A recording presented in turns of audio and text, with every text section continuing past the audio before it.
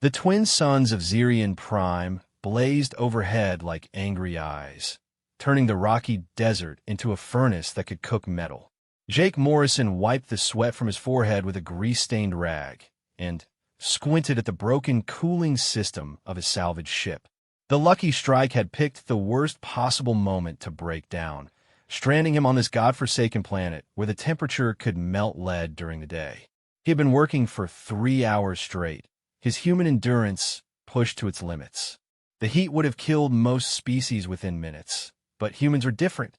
They came from a world that had taught them to survive anything. Jake's body regulated temperature through sweating, a biological feature that amazed other species in the galaxy. While aliens needed environmental suits and cooling systems, humans could work in conditions that would be considered torture chambers for others. The sound of engines made him look up. 3 sleek ships descended from the orange sky, their hulls gleaming with advanced technology that Jake recognized as draconian design. The ships were beautiful, all curves and flowing lines that looked more like works of art than military vessels. They landed about 200 meters away, kicking up clouds of red dust. Jake grabbed his plasma wrench and watched as figures emerge from the ships. Even at this distance, he could see they were tall and elegant, moving with a fluid grace that marked them as members of the Draconian Empire. Their scales shimmered in the harsh sunlight, and Jake could make out the distinctive crest shapes that indicated high rank. Then he saw something that made his blood run cold. The figures were dragging someone between them, someone who fought against his captors with desperate strength. As they came closer, Jake could see it was another Draconian, but this one was different. His scales were pure silver instead of the bronze and gold of his captors, and he wore robes that even Jake recognized as royal garments. The captors threw their prisoner to the ground near a cluster of metal posts that jutted from the rocky soil. Jake watched in growing anger as they began binding the silver-scaled Draconian to the posts with energy chains that glowed blue-white in the desert heat. The prisoner's struggles grew weaker as the chains tightened, but he never stopped fighting. "Your Highness," one of the captors said, his voice carrying clearly in the thin air. "General Voss sends his regards. He will return for you when the suns set tomorrow, if you survive that long." The general's soldiers laughed, a sound like grinding metal that sent shivers down Jake's spine despite the heat. They climbed back into their ships and lifted off, leaving their prisoner alone under the merciless suns. Jake waited until the ships were specks in the sky before he grabbed his toolkit and started walking toward the bound figure. The smart thing would be to mind his own business. Humans were neutral in the galactic conflicts, and getting involved in draconian politics could mean trouble with the Empire. But Jake had never been good at doing the smart thing. As he got closer, he could see the prisoner more clearly. The Draconian was young, probably no more than 30 standard years, with intelligent amber eyes that burned with fury and pride. His silver scales caught the sunlight like mirrors, and despite his predicament, he held himself with the dignity of someone born to rule. The prince saw Jake approaching and tensed, preparing for another threat.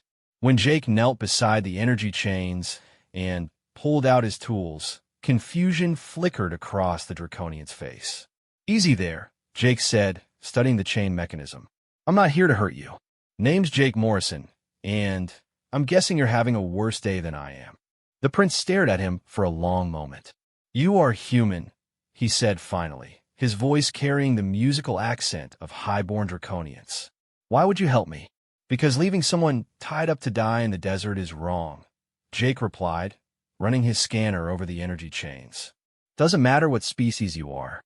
The chains were sophisticated, designed to tighten if tampered with.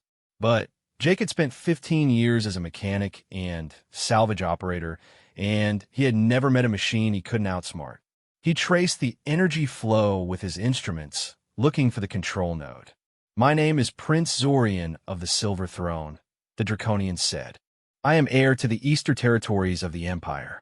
General Voss has staged a coup against my father, and he plans to claim the throne by eliminating all rivals." Jake nodded without looking up from his work.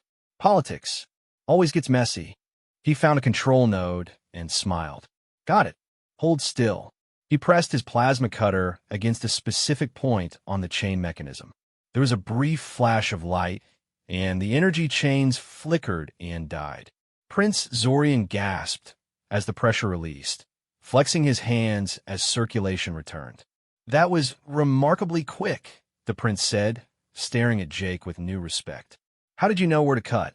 Same principle as a fusion regulator, Jake explained, helping the prince to his feet. Find a control node, interrupt the power flow, system shuts down. Simple engineering. What Jake didn't mention was that it had taken him years to develop the instinct to spot weak points in alien technology. Humans had a gift for understanding how things worked, even when those things were built by civilizations thousands of years more advanced. It was one of the reasons human mechanics and engineers were in demand across the galaxy, despite their species being relative newcomers to galactic civilization. Prince Zorian stood slowly, testing his balance. The heat was already taking its toll on him, and Jake could see the stress in his movements. Draconians were adapted to cooler climates, and this desert was as hostile to them as an Arctic wasteland would be to a tropical species. You have my gratitude, Jake Morrison, the prince said formally. But I fear your kindness may have doomed us both. Voss will not expect me to survive the night, but if he discovers you helped me, let me worry about that, Jake said. Right now, we need to get you out of this heat before you cook. My ship's got climate control. As they started walking toward the Lucky Strike, Jake heard a sound that made him freeze. It was a low, mournful cry that echoed across the desert like distant thunder. He had heard recordings of that sound before in xenobiology classes back on Earth. Dragons, Prince Zorian whispered, his amber eyes wide with shock. There are dragons here. The cry came again, closer this time, and Jake could hear pain in it. Something was wrong. I thought dragons were extinct, Jake said, scanning the horizon for movement. Not extinct, the prince corrected, but very rare. There are perhaps a dozen left in the entire galaxy, and they are special. They bond with members of the royal family, and the bond is so deep that if one dies, the other often follows. The pieces clicked together in Jake's mind. You have a bonded dragon. Prince Zorian nodded, his scales shifting color with emotion. Star Weaver. She is young, barely 50 years old. When Voss captured me, she tried to fight, but they used neural disruptors. She would have followed me here, but another cry split the air, and this time Jake could pinpoint the direction. It was coming from a canyon about a mile to the north, a place where the rock formations created natural wind tunnels and shade. She's hurt, the prince said, starting toward the sound. I can feel her pain through our bond. Jake grabbed his arm gently. Whoa there, your highness. You're already half-cooked, and dragons aren't exactly known for being friendly to strangers. Starweaver would never hurt someone who helped me, Prince Zorian insisted. The bond works both ways. She knows you freed me. Jake looked at his broken ship, then at the prince's determined face, then toward the canyon where something that could probably eat him in one bite was crying for help. He sighed and shouldered his toolkit. All right, he said, but if I get turned into barbecue, I'm going to be really annoyed. They made their way across the desert, Jake setting a pace that pushed him hard but didn't exceed the prince's heat-stressed limits.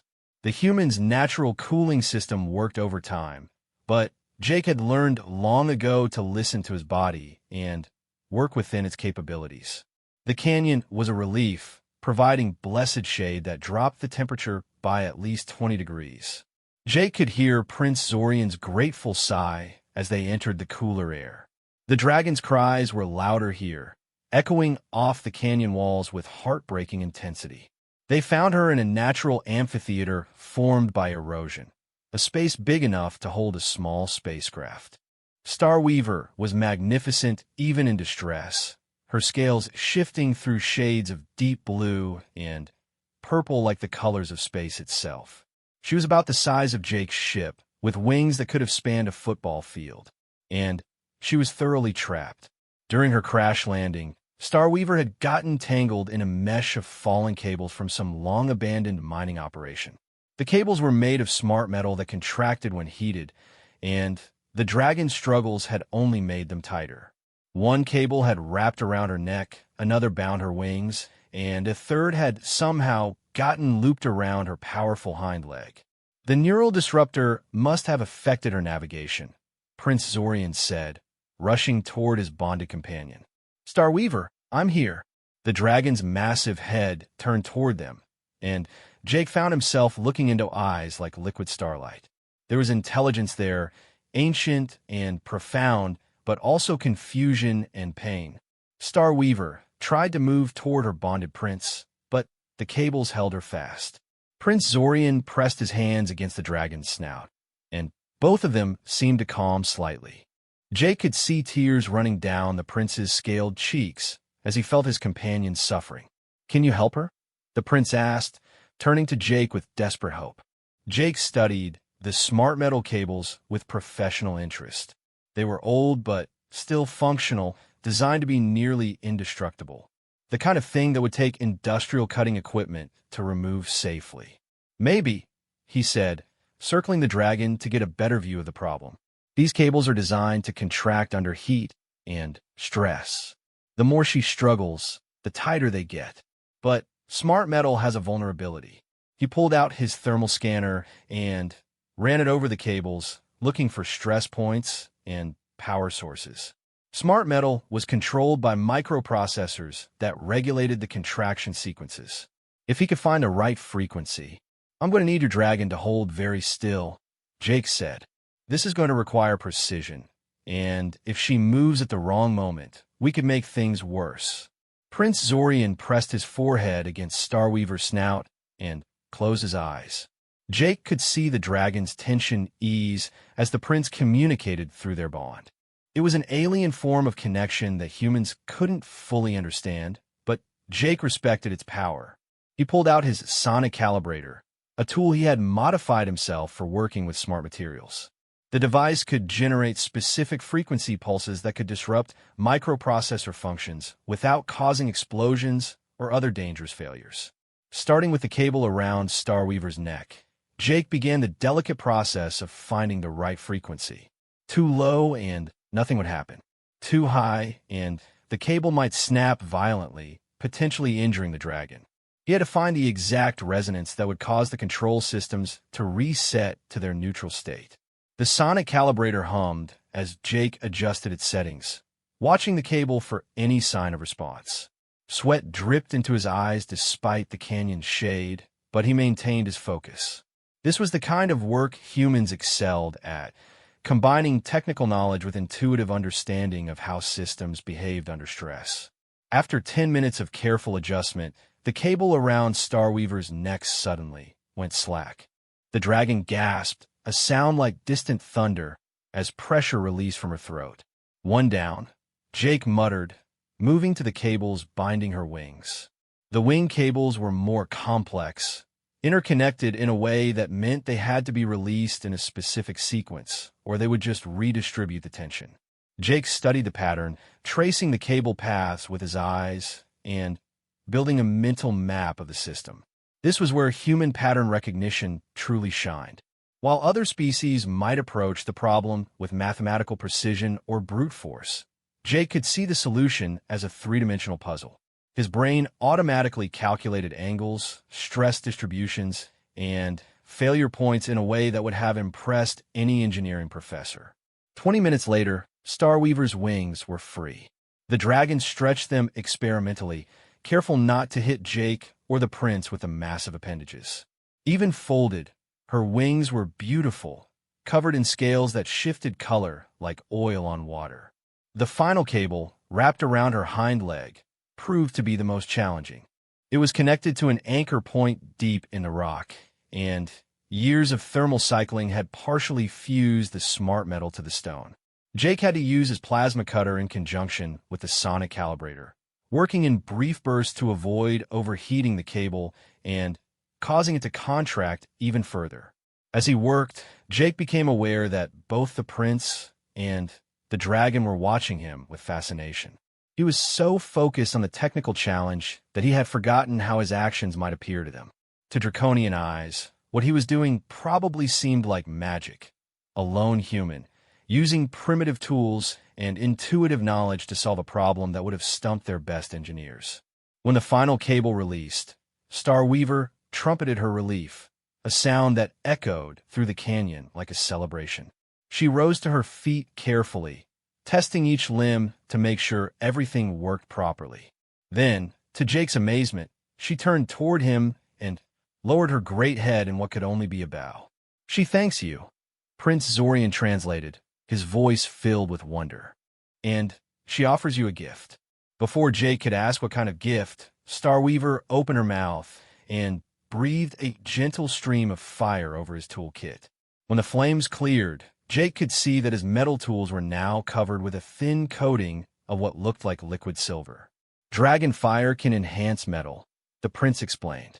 "Your tools will never break now, and they will cut through anything. It is a gift beyond price." Jake picked up his plasma cutter and found that it hummed with new energy. The weight was the same, but there was a sense of power that hadn't been there before. He looked up at the dragon's ancient eyes and nodded his thanks. "Okay," he said, shouldering his enhanced toolkit. "Now let's get out of this desert before those soldiers come back." But as they prepared to leave the canyon, Jake heard something that made his blood run cold. The distant roar of engines, growing closer by the second. General Voss had returned ahead of schedule, and from the sound of it, he had brought a lot more ships this time. The trap was closing, and Jake was starting to realize that freeing the prince and his dragon might have been the easy part. Now, they had to survive what was coming next, and Jake had a feeling that was going to require every bit of human ingenuity he could muster. Above them, Starweaver spread her wings and roared a challenge at the approaching ships.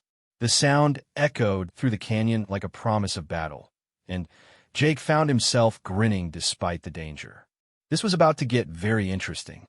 Jake counted 12 ships descending from the blazing sky, their hulls gleaming like deadly jewels against the orange atmosphere of Zirian Prime. General Voss had brought enough firepower to level a small city, which meant he wasn't taking any chances with Prince Zorian's survival. "We need to move," Jake said, checking his scanner. "Those ships will be in firing range in less than 3 minutes." Prince Zorian stood beside Starweaver, one hand resting on her neck as he communicated through their bond. The dragon's eyes were fixed on the approaching fleet, her muscles coiled like springs ready to unleash devastating force. "Starweaver says she can carry both of us," the prince reported, "but she's still weak from the neural disruptor. A prolonged fight would be dangerous." Jake studied the canyon walls, his engineer's mind automatically cataloging escape routes and defensive positions. The canyon was a natural funnel, which meant the ships would have to come in one at a time to attack. But it also meant they were trapped if those ships decided to simply hover at the exit and wait them out. "Can dragons breathe in space?" Jake asked. "For short periods," Prince Zorian replied, looking puzzled. "Why?" "Because I think I know how to get us out of here, but it's going to require some creative flying." Jake pulled out his modified scanner and began taking readings of the canyon's mineral composition. "This whole area is riddled with old mining tunnels. If the surveys I read are right, some of them connect to natural cave systems that go all the way to the surface." The roar of engines grew louder as the first wave of ships entered the canyon. These weren't the sleek vessels that had brought the prince here. These were military craft built for one purpose: killing things efficiently. Starweaver hissed as energy beams lanced down from above, striking the canyon walls and sending showers of molten rock cascading around them. The dragon's scales shimmered as she prepared to return fire, but Jake grabbed Prince Zorian's arm. "Wait," he said urgently. "Let them think we're pinned down. I need 30 seconds to find the right tunnel." His scanner was picking up massive hollow spaces beneath the canyon floor, connected by a network of passages that had been carved by water over millions of years. But he needed to find one specific type of tunnel, one that angled upward toward the surface at a steep enough grade for what he had in mind. More energy beams rained down, and Jake could smell the ozone scent of superheated air. The attacking ships were being methodical, working their way down the canyon walls to flush out their targets. In another minute, they would start hitting the canyon floor where the three refugees were hiding. "There," Jake said, pointing to a section of wall about 50 meters away. "That tunnel goes up at a 40-degree angle for about 2 kilometers. Then it opens into a natural chamber that's only 30 meters below the surface." Prince Zorian stared at him in amazement. "How can you possibly know that?" "Mineral density analysis," Jake explained, already running toward the tunnel entrance. "Humans are really good at reading geological formations. Something about the way our brains process three-dimensional data." What he didn't mention was that this kind of rapid environmental analysis was exactly the skill that had made humans invaluable as scouts and surveyors for other species. While aliens relied on computer modeling and satellite surveys, humans could look at a landscape and intuitively understand its hidden structure. Starweaver followed them into the tunnel, her massive form barely fitting through the opening. The dragon's scales provided their only light source, glowing with a soft luminescence that revealed walls carved smooth by ancient waters. Behind them, Jake could hear the frustrated roars of ship engines as General Voss's pilots realized their targets had vanished. It wouldn't take them long to start scanning for underground passages, but Jake was counting on human unpredictability to buy them time. "The ceiling's getting lower," Prince Zorian warned as they climbed through the winding passage. "It opens up again in about 200 meters, Jake assured him, though privately he was praying his geological analysis was correct. If he had misread the scanner data, they were about to become very elegantly trapped. The tunnel did open up, revealing a vast underground chamber filled with crystalline formations that caught and reflected Starweaver's glow into 1,000 rainbow fragments.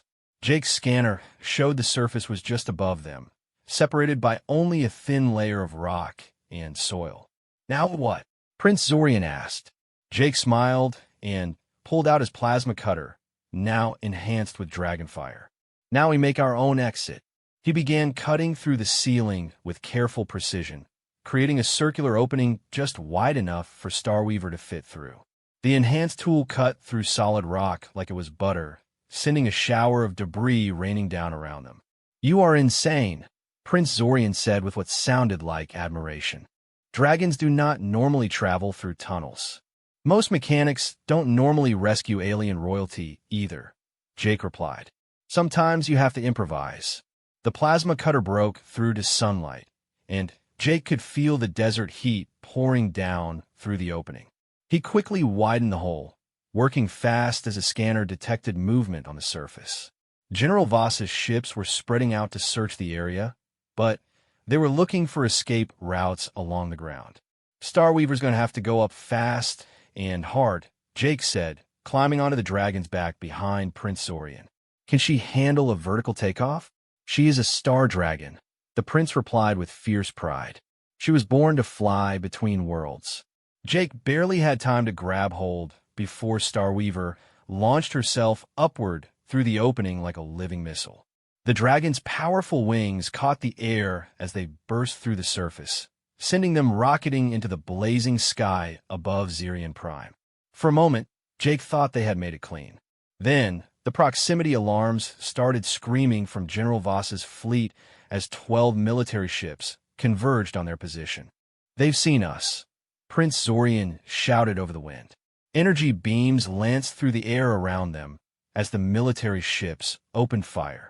Starweaver twisted and dove, using her natural agility to avoid the incoming fire, but Jake could see they were outnumbered and outgunned. "We need to get to space," Jake said. "Can she make orbit?" "Yes, but those ships will follow us." Jake's mind raced through possibilities. In space, they would have more room to maneuver, but they would also be completely exposed. General Voss's ships were designed for void combat, while Starweaver, despite her incredible abilities, was still just one dragon against a military fleet. Then, Jake remembered something from his cargo manifest. Before his ship had broken down, he had been carrying a load of industrial mining equipment to the next system. Most of it was standard gear, but there was one item that might be exactly what they needed. "I have an idea," he said, pulling out his communicator. "But I'm going to need remote access to my ship's cargo bay." "Your ship is broken," Prince Zorian pointed out as Starweaver spiraled upward through a storm of energy beams. "The engines are broken. The cargo systems are fine." Jake's fingers flew over the communicator's controls, establishing a link with the Lucky Strike's computer. "I just need to activate one specific container." As they broke through the atmosphere into the cold black of space, Jake triggered the release mechanism for Cargo Container 7. Far below on the planet's surface, his ship's bay doors opened and ejected a sphere about the size of a small building. "What was that?" Prince Zorian asked. "Stellar construction charges," Jake explained, "used for breaking up asteroids in mining operations. Each one has the explosive yield of a small nuclear weapon." General Voss's ships were pursuing them into space now, their hulls gleaming in the light of Zirian Prime's twin suns. The lead ship was already charging its main weapons, preparing for a killing shot that would end the chase once and for all. Jake watched his cargo container tumble through space, its trajectory taking it toward the planet's inner moon. His timing had to be perfect, or this plan would accomplish nothing except creating a very expensive fireworks display. "Tell Starweaver to dive toward the moon," Jake instructed, "and tell her to trust me." The dragon folded her wings and plummeted toward the small rocky satellite that orbited Zirian Prime. Behind them, General Voss's fleet followed in pursuit, their ships spreading out into an attack formation that would eliminate any possibility of escape. Jake watched his scanner, counting down the seconds until the cargo container reached the moon's surface. The stellar construction charge was designed to fracture asteroids by creating resonance waves in solid rock. On a small moon with an unstable geological structure, the effect would be significantly amplified. "Now," Jake whispered and triggered the detonator. The explosion lit up space like a second star. The moon, already weakened by billions of years of tidal stress, cracked along a dozen fault lines and began breaking apart. Massive chunks of rock tumbled through space in every direction, creating a debris field that stretched across thousands of kilometers. General Voss's neat attack formation became a desperate scramble for survival as building-sized boulders tumbled through their ranks. Two ships collided while trying to avoid the same chunk of moon, their hulls rupturing in silent explosions that painted the void with fire. "That was brilliant," Prince Zorian breathed, watching the chaos below them. But Jake was already working on the next problem. General Voss still had 10 ships operational, and while the debris field would slow them down, it wouldn't stop them permanently. They needed a more permanent solution. "Where's the nearest Imperial Navy base?" Jake asked. "The Sanctuary system, about 6 hours at maximum jump speed. But General Voss controls the local communication networks. Any distress signal we send will be intercepted and blocked." Jake nodded, having expected as much. Military coups were never simple affairs, and Voss would have prepared for every obvious countermove. But there was one communication method that the general probably hadn't considered. "Starweaver," Jake said, turning to address the dragon directly. "Can you communicate with other dragons?" The great head turned toward him, starlight eyes filled with ancient intelligence. When she spoke, her voice resonated directly in Jake's mind, bypassing his ears entirely. "Yes, small firebringer. The song that binds us carries across any distance." Jake felt his hair stand on end at the telepathic contact, but he pressed on. "Are there dragons at the Sanctuary base?" "My clutch sister Void Whisper serves the Admiral of the Silver Fleet. She will hear if I call." Then call her. Tell her that Prince Zorian needs immediate assistance, and that General Voss has committed treason against the Empire. Starweaver's scales began to glow brighter as she reached out across space with her mind, sending a message that would travel faster than any ship or conventional communication. Dragons were connected by bonds that transcended normal physics, links that had been forged when their species first learned to travel between stars. Far behind them, General Voss's remaining ships had cleared the debris field and were accelerating in pursuit. Jake could see the lead vessel's weapons charging for another attack, but he wasn't worried anymore, because space around them was beginning to shimmer. The first ship to appear was a destroyer, its hull marked with the insignia of the Imperial Navy. Then came a cruiser, followed by 2 more destroyers, and a dreadnought that could have served as a mobile space station. Admiral Thane's voice crackled across the communication channels, broadcast on all frequencies so that General Voss couldn't miss it. General Voss, by order of Emperor Draken himself, you are commanded to stand down immediately and surrender your ships for inspection. Any resistance will be met with the full force of the Imperial Navy. The pursuing ships slowed and stopped, their captains suddenly realizing that their coup had failed before it could truly begin. General Voss's voice came across the comm, filled with rage and frustration. You meddling humans have destroyed everything. The Empire was weak, and I would have made it strong again. The Empire was never weak, Prince Zorian replied calmly. It simply had the wisdom to value honor over power, and cooperation over conquest. You never understood that. One by one, General Voss's ships powered down their weapons and prepared to be taken into custody. The coup was over, ended by the actions of one human mechanic who had been in the right place at the right time. As they flew toward Admiral Thane's flagship, Jake felt a profound sense of satisfaction. He had come to this system to deliver mining equipment and ended up preventing a civil war. It wasn't the strangest thing that had ever happened to him, but it was definitely in the top 5. I owe you a debt that can never be repaid, Prince Zorian said formally. You have saved my life, rescued my bonded companion, and preserved the peace of the Empire. Name any reward, and it shall be yours. Jake thought about it for a moment, then grinned. How about you fix my ship? Those Draconian engineers are supposed to be pretty good with fusion drives.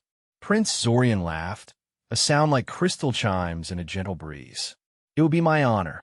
As they docked with the flagship, Jake reflected on the strange turns his life had taken. He had started as a simple mechanic from Earth, but somehow he kept ending up in the middle of galactic politics. Maybe it was just human nature to get involved when others were in trouble, or maybe it was something deeper. Whatever the reason, Jake was beginning to suspect his adventures were far from over. 6 months after the incident at Zirian Prime, Jake Morrison stood in the engineering bay of the Imperial Research Station Harmony's Edge, watching a team of Draconian technicians struggle with what should have been a simple repair job. The station's main atmosphere processor had developed a fault that caused random pressure fluctuations throughout the habitat sections, and, despite 3 weeks of work, the problem was getting worse instead of better. The diagnostic readings make no sense, Chief Engineer Velox said, his bronze scales shifting color with frustration. Every component tests perfectly, but the system performance continues to degrade. Jake studied the processor assembly through the observation window, his enhanced tools humming softly at his belt. The Dragonfire enhancement had made them incredibly sensitive to energy patterns, and he could see fluctuations in the machine's output that the Draconian instruments were missing entirely. Mind if I take a look? Jake asked. Chief Engineer Velox hesitated. While Jake had become something of a legend after his rescue of Prince Zorian, the Draconian engineer was still proud of his species' technological superiority. Asking for human help felt like admitting defeat. The atmosphere processor is a Mark VII system, Velox said carefully. It uses quantum phase regulation that requires precise calibration of subspatial harmonics. No offense intended, but human technology lacks the sophistication to interface with such advanced systems. Jake nodded politely. He had heard variations of this speech dozens of times since arriving at the research station. Most alien species still thought of humans as primitive tool users who had stumbled into space travel by accident. They failed to understand that humans had a different approach to technology, one based on intuitive understanding rather than mathematical precision. Just humor me, Jake said. Sometimes a fresh perspective helps. Reluctantly, Chief Engineer Velox led him into the processor chamber. The atmosphere processor was indeed a marvel of draconian engineering, a crystalline structure that stood 3 stories tall and hummed with barely contained energy. Quantum fields flickered around its core, maintaining the delicate balance of gases that kept the station's 20,000 inhabitants breathing.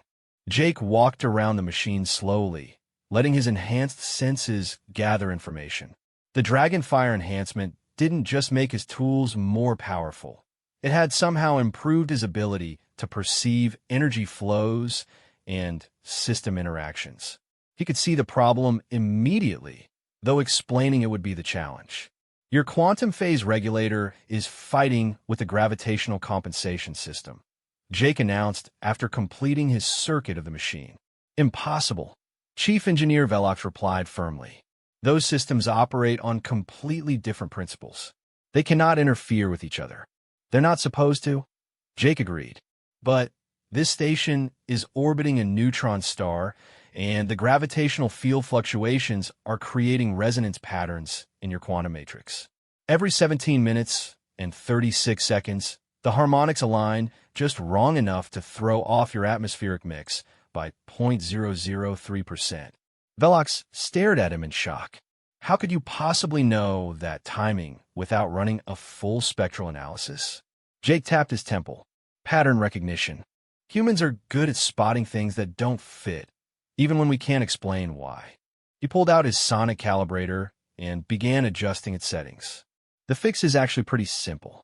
You just need to introduce a counterharmonic that cancels out the gravitational interference. You cannot simply add random frequencies to a quantum phase regulator. Velox protested. The system could destabilize catastrophically. But Jake was already working his enhanced tools interfacing with the draconian technology in ways that should have been impossible. The sonic calibrator sent precise pulses into the quantum field, creating interference patterns that neutralize the gravitational fluctuations. Within minutes, the atmosphere processor's output steadied. The pressure readings throughout the station stabilized, and the subtle vibrations that had been plaguing the habitat sections faded away. Chief Engineer Velox checked and rechecked his instruments, unable to believe what he was seeing. The quantum harmonics are perfectly balanced, he said in wonder. How did you know exactly which frequencies to use? Lucky guess, Jake said with a grin. Before Velox could respond, alarms began sounding throughout the station. Jake's communicator crackled with an urgent message from Station Commander Thrix. All senior personnel to the command center immediately. We have incoming ships on an intercept course, and they're not responding to our communications. Jake and Velox hurried through the station's corridors, passing groups of technicians and researchers who looked worried and confused.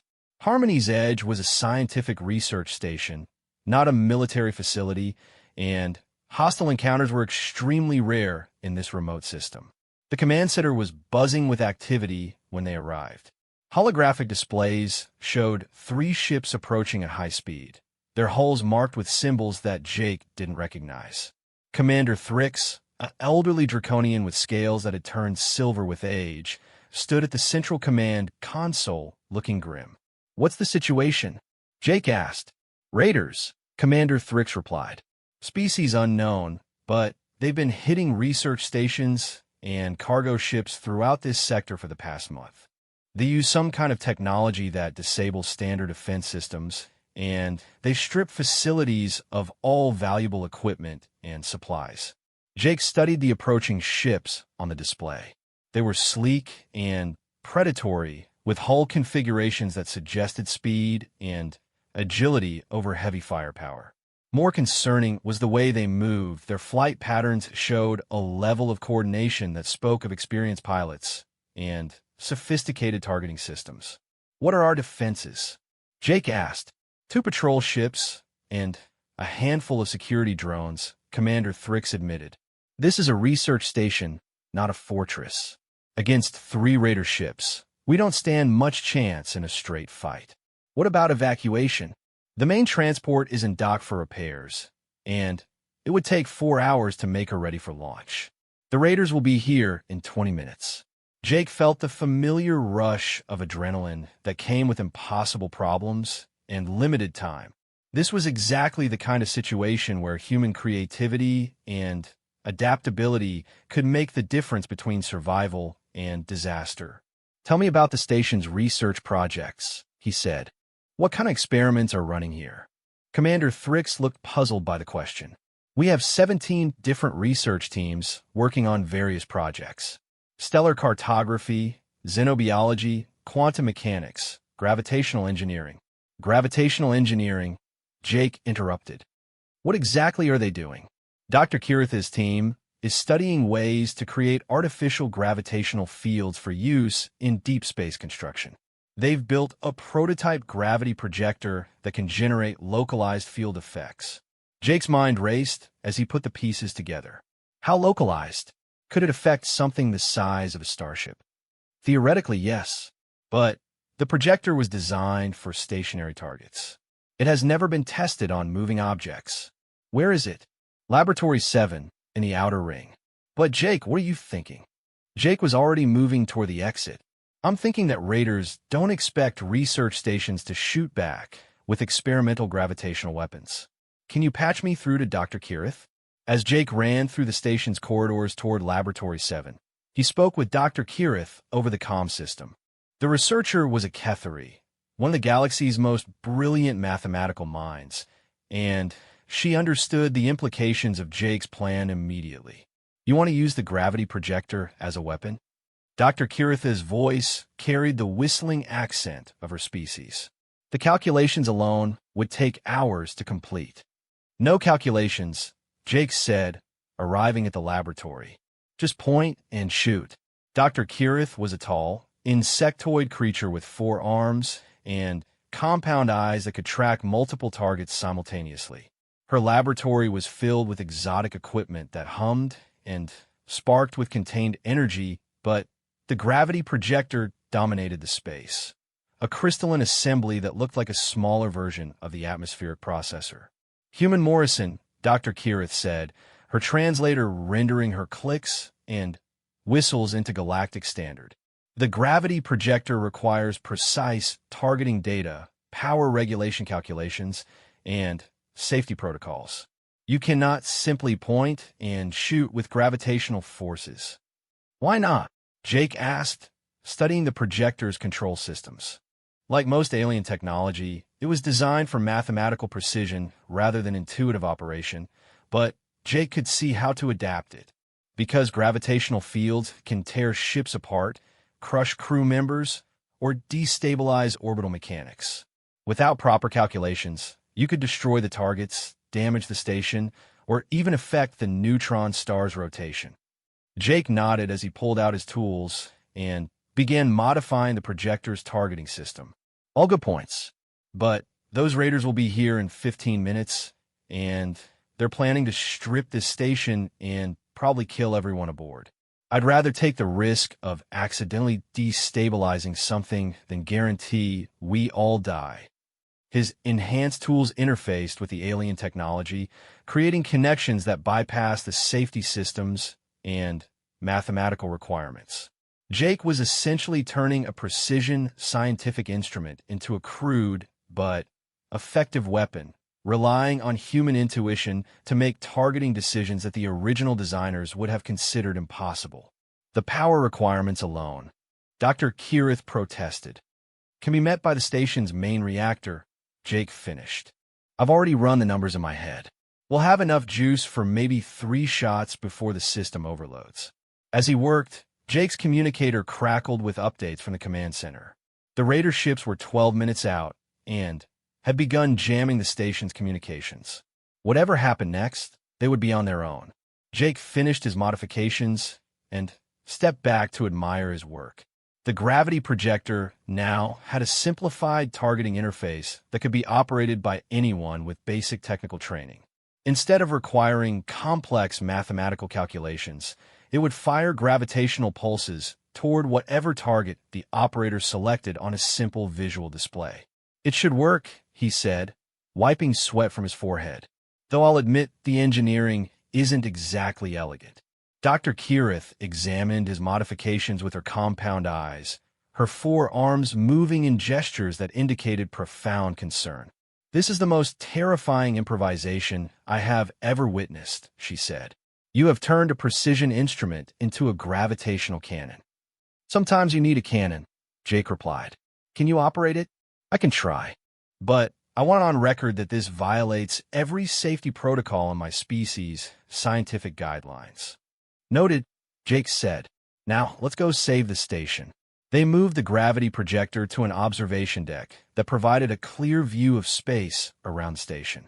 The three Raider ships were visible now, dark shapes against the star field that grew larger with each passing second. Jake's communicator crackled with Commander Thrix's voice. "Jake, the Raiders have launched boarding craft. They'll be here in 5 minutes." "Understood," Jake replied.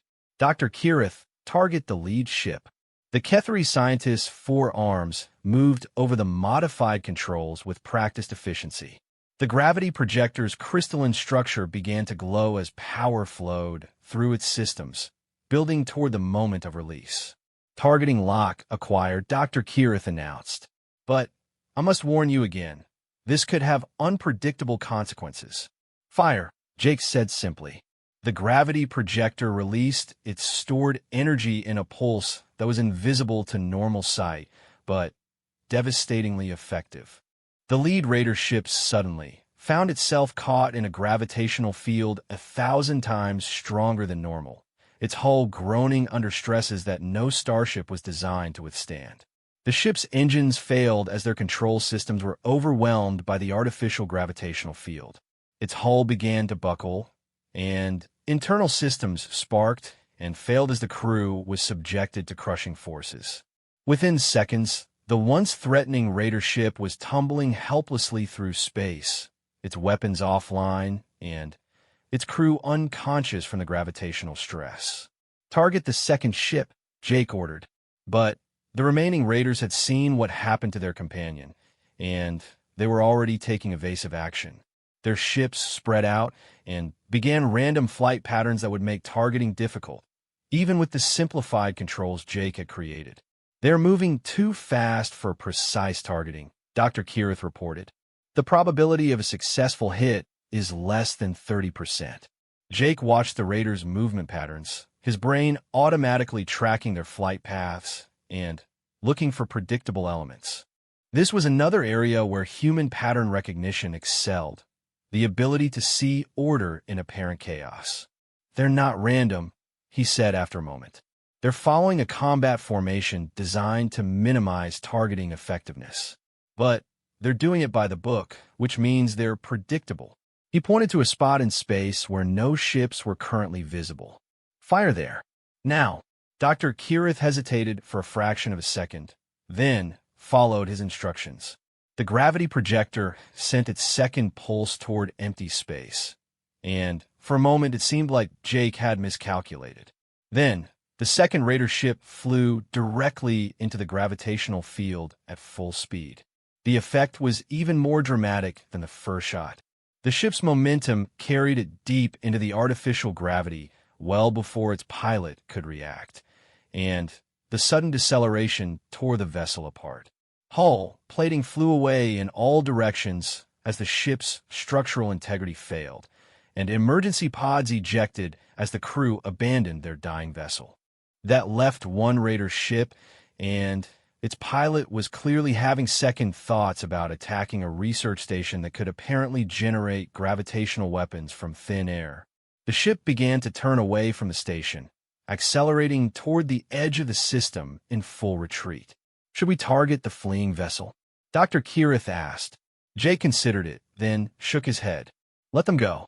They'll spread the word that this station is too dangerous to attack. Sometimes reputation is better than firepower." As the surviving Raider ship jumped to hyperspace and disappeared, Jake felt the familiar satisfaction of another impossible problem solved through human ingenuity and alien cooperation. The combination of his intuitive engineering and Dr. Kirith's precise scientific knowledge had created something neither of them could have achieved alone. "How did you know where to target the second ship?" Dr. Kirith asked, her compound eyes fixed on him with curious intensity. Pattern recognition, Jake explained. Their formation was designed to be unpredictable, but it still had rules. Once I figured out the rules, I could predict where they would be. And the gravitational effects? How did you know the modifications would work? Jake grinned and tapped his Dragonfire enhanced tools. Sometimes you just have to trust your instincts and hope for the best. Dr. Kiritha's translator rendered her response as a sound somewhere between laughter and terror. Humans are the most frightening species in the galaxy, she said. You turn scientific instruments into weapons, make targeting decisions without calculations, and somehow achieve results that should be mathematically impossible. We prefer to think of it as creative problem-solving, Jake replied. Besides, it worked, didn't it? As they began the process of restoring the gravity projector to its original configuration, Jake's communicator buzzed with an incoming message from Prince Zorian. The prince had been following Jake's career with interest, and he had a proposition that would take the human mechanic to an entirely new kind of challenge. Jake had a feeling his adventures in the Draconian Empire were about to become even more interesting. The Imperial Palace of Draconus Prime rose from the planet's crystal plains like a mountain of carved starlight, its spires reaching toward the 3 moons that hung in the lavender sky. Jake Morrison stood on the landing platform beside his newly repaired ship, the Lucky Strike, watching as Prince Zorian descended from Starweaver's back with fluid grace. I still can't believe you talked me into this, Jake muttered, shouldering his toolkit. The Dragon Academy has stood for over 2,000 years, Prince Zorian replied, his silver scales shimmering in the moonlight. In all that time, no non-Draconian has ever been permitted to study dragon bonding. You should consider this a tremendous honor. Jake looked up at the massive structure that housed the academy. It was built into the side of a mountain, its halls and chambers carved directly from living rock. Dozens of dragons perched on ledges and platforms throughout the complex, their scales creating a constellation of colors against the dark stone. I'm just a mechanic, Jake said. I fix things. I don't know anything about telepathic bonding or dragon psychology. You know about problem solving, the prince corrected. And the academy has a problem that has baffled our greatest experts for 3 months. As they walked toward the academy's main entrance, Starweaver launched herself into the sky with powerful wing beats. She would remain close, but dragons did not enter the sacred halls unless specifically invited. The Academy maintained strict protocols about which dragons could be present during bonding ceremonies and training exercises. The entrance hall was magnificent, its walls covered with murals depicting the first meetings between dragons and Draconians thousands of years ago. Jake could see that the original bonds had been formed through mutual respect rather than domination. Dragons chose their partners as much as they were chosen. Master Caldrus met them at the inner doors. He was ancient even by Draconian standards, his scales having turned deep purple with age. His amber eyes held wisdom accumulated over centuries, but Jake could also see worry and frustration in their depths. Prince Zorian, Master Caldrus said formally, "Welcome back to the Academy. And you must be Jake Morrison, the human who has caused such interesting developments throughout the Empire." "Just trying to help where I can," Jake replied. "Indeed. Come, let me show you the problem." Master Caldrus led them through corridors lined with crystal formations that amplified telepathic signals. Jake could feel a subtle pressure in his mind as they walked, the accumulated mental energy of centuries of dragon bonding ceremonies. They emerged onto a vast platform carved into the mountainside, where nearly 100 young dragons waited in careful formation. These were yearlings, barely old enough to form their first bonds, and their scales showed all the colors of the rainbow. At the center of the platform stood 20 young Draconians, each hoping to be chosen as a dragon's lifelong companion. The bonding ceremony takes place once every 5 years, Master Caldrus explained. Young dragons and young Draconians meet for the first time, and if the connection is right, they form a telepathic bond that will last for both their lifetimes. Jake watched the proceedings with interest. The young Draconians stood perfectly still while the dragons circled around them, occasionally approaching to make contact. He could see sparks of connection beginning to form, tiny flashes of light that indicated successful bonding. It looks like it's working, Jake observed. For some, Master Caldrus agreed grimly. But observe the dragons on the outer edge of the platform. Jake looked where the master pointed and saw what he meant. About 30 young dragons remained apart from the ceremony, their postures suggesting anxiety and confusion. They approached the bonding circle repeatedly, but something kept driving them back. Those dragons want to bond, the master continued. I can sense their desire, their readiness. But something is preventing the connection from forming. What do you think is causing it? We have no idea. Every diagnostic we have run shows that both the dragons and the Draconians are perfectly healthy. The telepathic resonance chambers are functioning normally. The crystal amplifiers are properly calibrated. Yet 30% of our potential bonds are failing. Jake studied the rejected dragons more carefully, letting his enhanced senses gather information.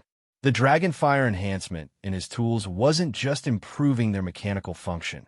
It was giving him insight into dragon behavior that no non-bonded individual should possess.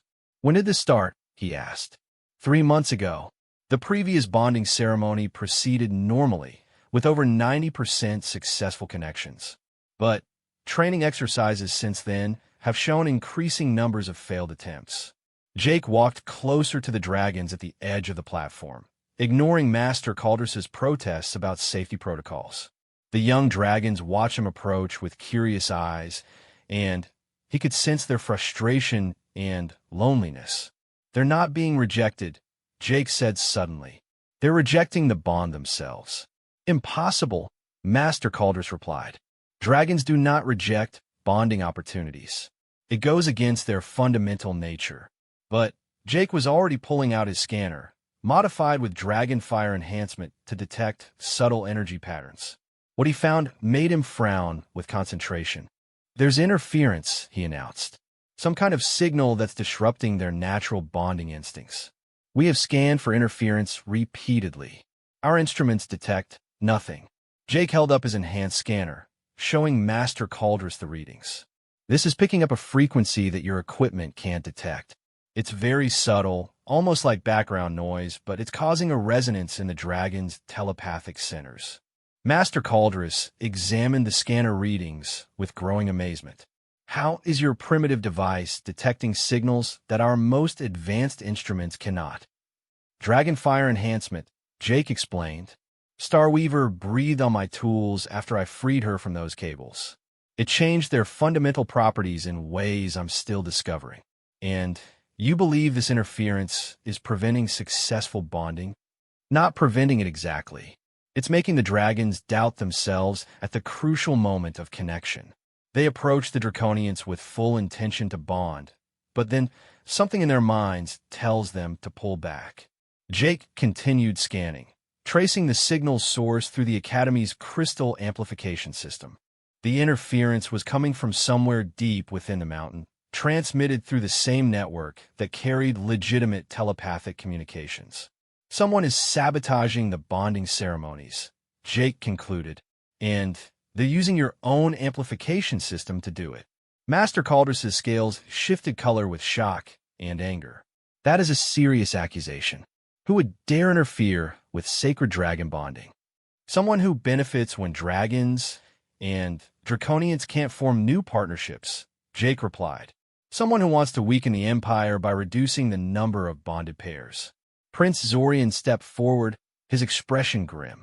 General Voss had allies throughout the military and government.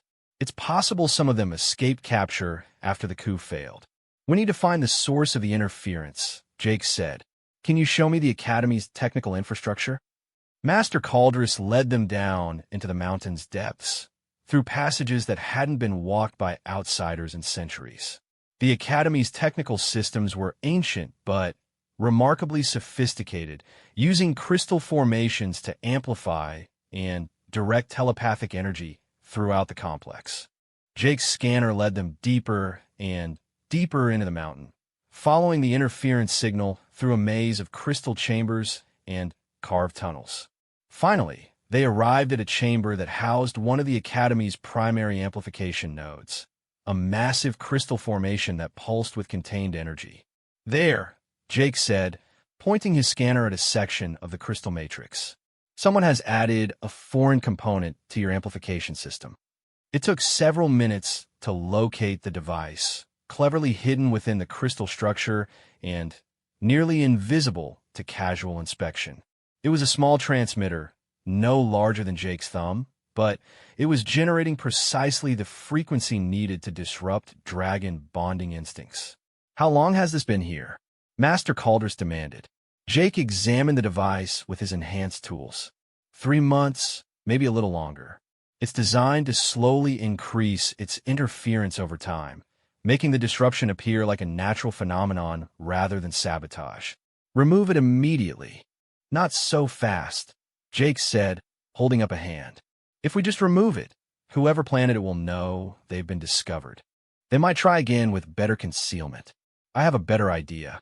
Jake began modifying the sabotage device with his Dragonfire enhanced tools, carefully altering its frequency output while leaving its appearance unchanged.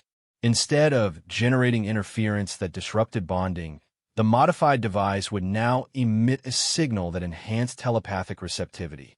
"What are you doing?" Prince Zorian asked. Turning their sabotage against them, Jake explained. "When the bonding ceremony resumes, the dragons will be more receptive to forming connections than ever before. The saboteurs will think their device is still working, but they'll get exactly the opposite result from what they intended." They returned to the bonding platform, where Master Caldrus quietly instructed the ceremony to resume. Jake watched from the observation area as the young dragons began approaching the Draconians again. This time, the results were spectacular. Not only did the previously rejected dragons successfully bond with their chosen partners, but several dragons who hadn't even participated in the first round suddenly joined the ceremony. By the time the bonding was complete, every single dragon had found a lifelong companion. "Remarkable," Master Caldrus breathed. "We have never achieved 100% success in a bonding ceremony." "It won't last," Jake warned. "The enhanced receptivity is temporary, but it proves that the interference was definitely artificial." As they watched the newly bonded pairs begin their first tentative telepathic communications, Jake's communicator chimed with an incoming message. The device that had been sabotaging the Academy was transmitting a status report to its controllers, and Jake's modifications had allowed him to trace the signal to its destination. "I've got them," he announced. "The signal is going to a ship in orbit around the fourth moon. Looks like our saboteurs are keeping their distance." Prince Zorian's eyes blazed with fury. "Whoever they are, they have violated the most sacred traditions of our people. This cannot go unpunished. We'll need proof before we can act," Master Caldrus pointed out. "Accusations without evidence would be as damaging as the sabotage itself." Jake smiled and held up his scanner. "About all the proof we need. My enhanced tools recorded the entire signal transmission, including the authentication codes the saboteurs used to access your communication network." Within an hour, Imperial Navy ships had surrounded the suspected vessel. The ship's crew, when confronted with the evidence Jake had gathered, quickly confessed to their role in the sabotage plot. They were indeed remnants of General Voss's conspiracy, attempting to weaken the Empire by preventing new dragon bonds from forming. As the conspirators were taken into custody, Master Caldrus approached Jake with an expression of profound gratitude. "You have saved not just this ceremony, but the future of dragon bonding itself," the ancient master said. "If this sabotage had continued, we might have seen the end of new partnerships within a generation." "Just doing what I can to help," Jake replied. "There is more to it than that," Master Caldrus continued. "Your ability to understand dragon behavior, to detect interference that our instruments cannot see, to modify alien technology with intuitive knowledge. These are not normal human capabilities." Jake touched his Dragonfire enhanced tools thoughtfully. "I think Starweaver's gift changed me in ways I'm still discovering.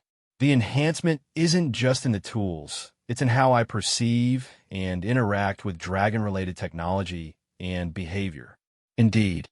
And that makes you uniquely qualified for a task I had not thought to offer to a non-draconian. Master Caldrus paused, choosing his words carefully. Would you consider becoming an instructor at the academy? Jake stared at him in amazement. You want me to teach dragon bonding? I don't even have a dragon. You have something more valuable, the master replied. You have the ability to see problems that we cannot see, and to solve them in ways we would never consider. The academy needs that perspective. As Jake considered the offer, he looked out over the platform, where dozens of newly bonded pairs were beginning their lifelong partnerships. Each successful bond strengthened the empire and preserved traditions that stretched back thousands of years. I'll think about it, Jake said finally. But first, I want to make sure there aren't any more sabotage devices hidden in your systems. Master Calder smiled, the first truly relaxed expression Jake had seen from him. Take all the time you need. The Academy has waited 2,000 years for someone like you. We can wait a little longer. As they walked back into the mountain's crystal halls, Jake realized that his life had taken another unexpected turn. He had come to the galaxy as a simple mechanic, but somehow he kept finding himself at the center of events that shaped the future of entire civilizations. Maybe that was just what humans did. They showed up where they were needed and found ways to make impossible things work. And if that was his role in the galaxy, Jake thought he could live with it. The dragon-bonded pairs flying overhead seemed to agree, their telepathic songs of joy echoing through the crystal chambers like a promise of better days ahead.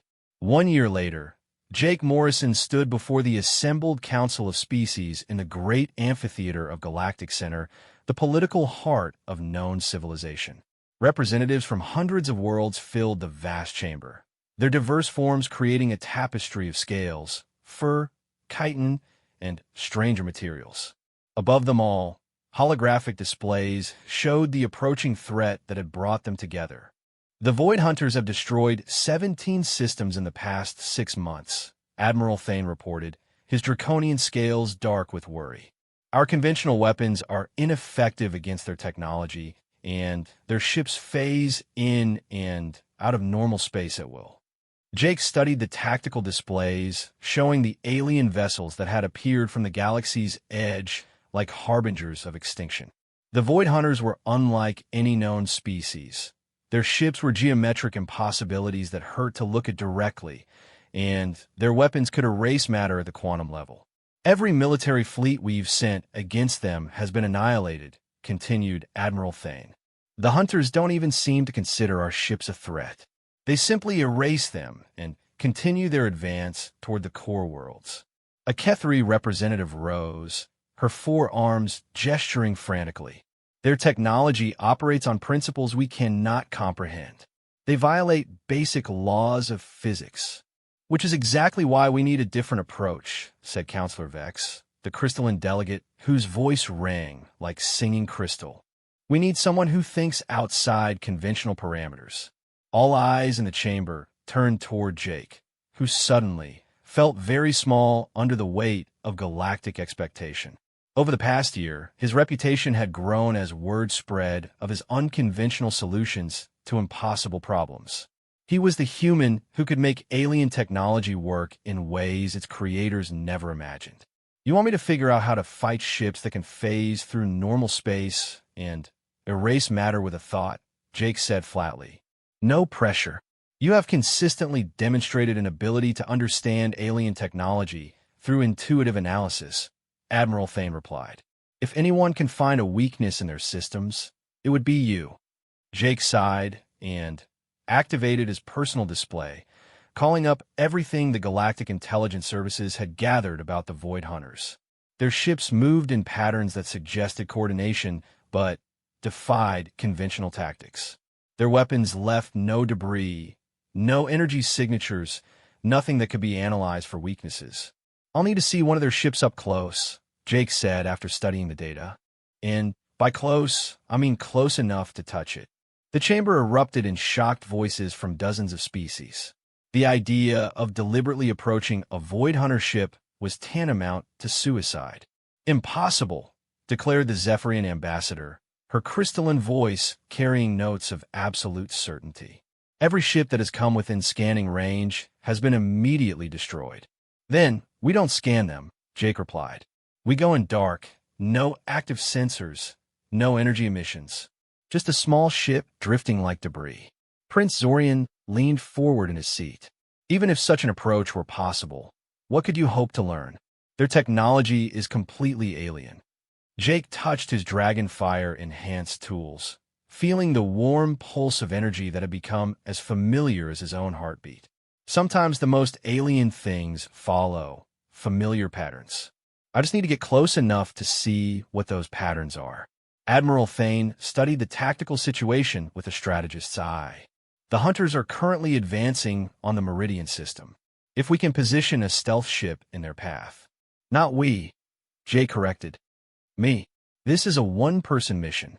If it goes wrong, there's no point in losing more people. I'm going with you, Prince Zorian announced, standing from his seat.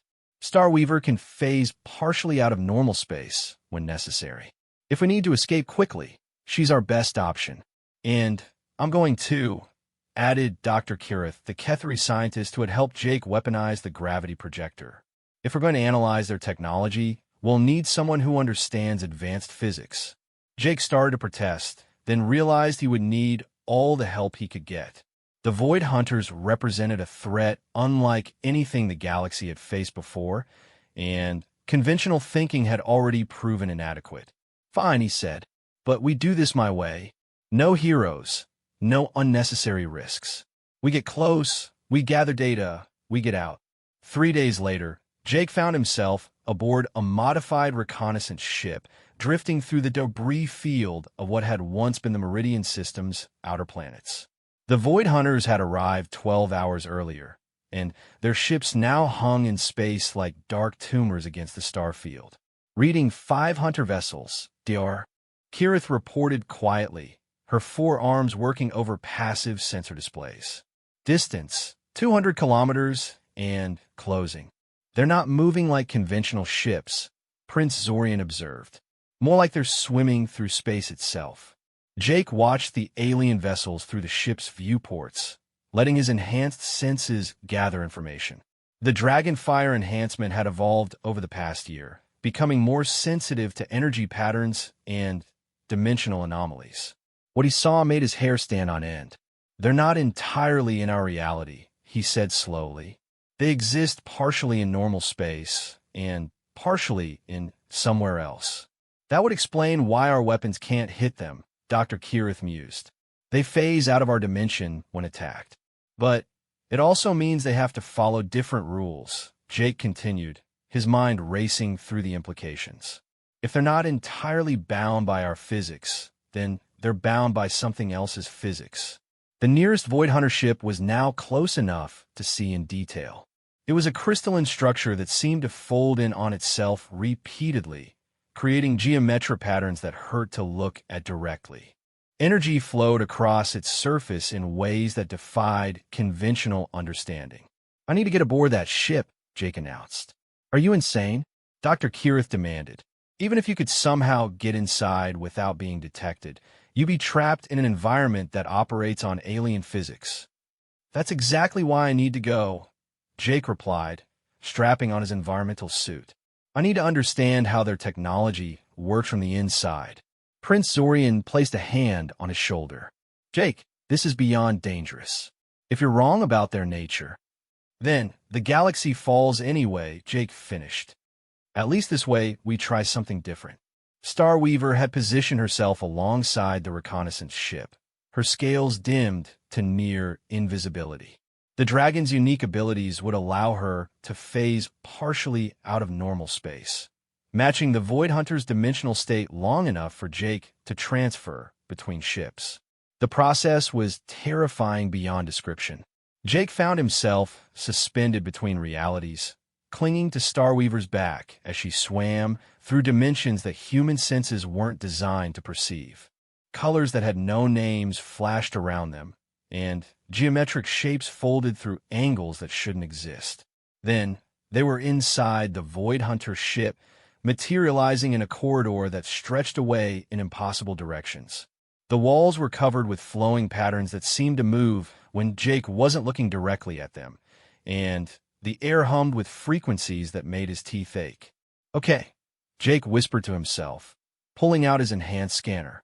"Let's see what makes you tick." The scanner's readings were unlike anything he had ever seen. Energy flowed through the ship's systems in patterns that violated conservation of energy, and the matter itself existed in quantum states that should have been unstable.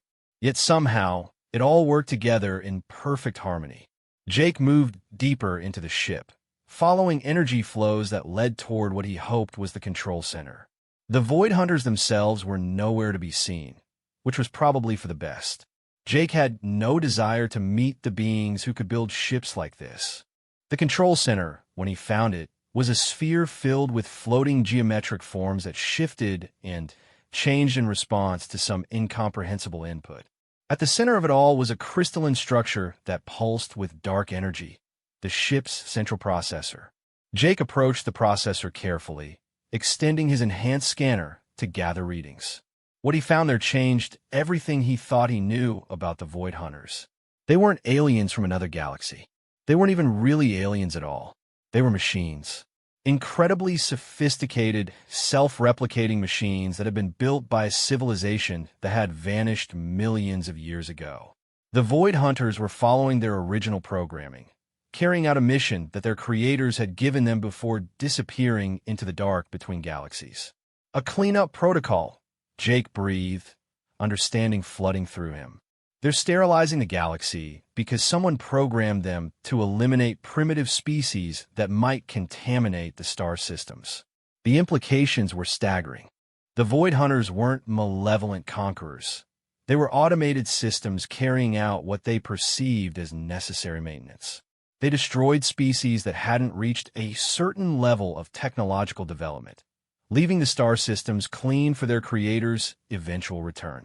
But their creators were never coming back. The programming was obsolete, a relic of a dead civilization that continued to function long after its purpose had been forgotten. Jake began recording everything his scanner could detect, focusing on the central processor's control systems. If the Void Hunters were machines, then they could be reprogrammed if he could figure out how their quantum dimensional logic systems worked. That was when the alarms began. Red light flooded the control chamber as the ship's security systems detected Jake's presence. The floating geometric forms began moving faster, their patterns becoming more aggressive and angular. "Time to go," Jake muttered, activating his communicator. "Starweaver, I need pickup now." The dragon materialized in the control chamber like a living shadow, her scales reflecting the alien energies that surrounded them. Jake leaped onto her back just as defensive systems began activating throughout the ship. The return journey through dimensional space was even more harrowing than the entry, with Void Hunter security protocols pursuing them through layers of reality. Jake clung to Starweaver's neck as she dove between dimensions, using her natural ability to phase through space to evade the alien defenses. They materialized aboard the reconnaissance ship just as the Void Hunter vessel began turning toward their position. Prince Zorian immediately ordered maximum acceleration, while Dr. Kirith frantically adjusted their stealth systems to mask their energy signature. "Did you find anything useful?" Prince Zorian asked as they fled the system. Jake held up his scanner, its memory banks filled with data from the Void Hunter control systems. "I found everything. They're not aliens, they're machines. And machines can be reprogrammed." The return journey to Galactic Center took 2 days, during which Jake worked frantically to decode the quantum dimensional logic systems he had discovered. The Void Hunters used a form.